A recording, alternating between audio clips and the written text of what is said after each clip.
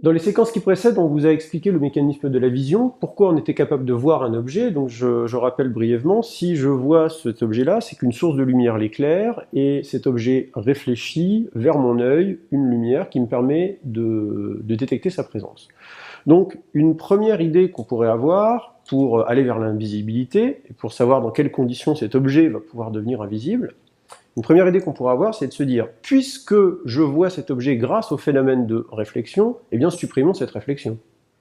Alors le problème, c'est que ça pourrait être une bonne idée, sauf que des objets pour lesquels il n'y a pas de réflexion de la lumière, c'est malheureusement très courant dans la vraie vie, il y en a partout, c'est tout simplement les objets qui sont noirs.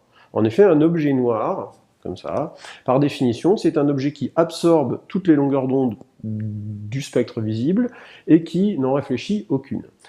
Alors, pour autant, cet objet qui est devant moi, là, vous le voyez très bien.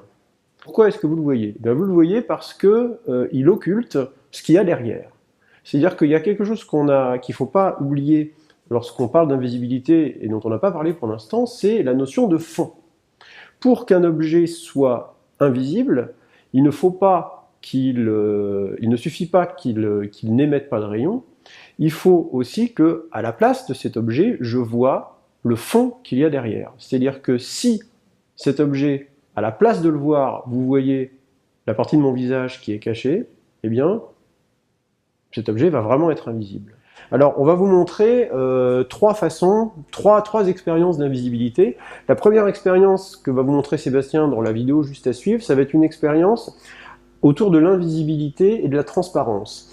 Alors, il vous expliquera bien la différence qu'il y a entre l'invisibilité et la transparence. On va voir que pour être invisible, il ne suffit pas d'être transparent.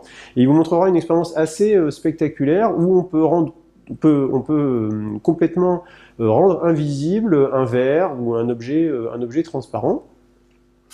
Dans une deuxième partie que Sébastien vous présentera également, on passera cette fois-ci à des objets moins particuliers que des objets transparents, et on verra comment on peut les dissimuler, les rendre invisibles avec des techniques de camouflage. Et puis dans une troisième partie que je vous présenterai, on verra la technique la plus avancée pour aller vers l'invisibilité, qui s'appelle l'invisibilité par contournement, où là, par des techniques qu'on détaillera un petit peu, on va pouvoir forcer la lumière à, au lieu de se propager en ligne droite, à faire le tour de l'objet qu'on veut cacher.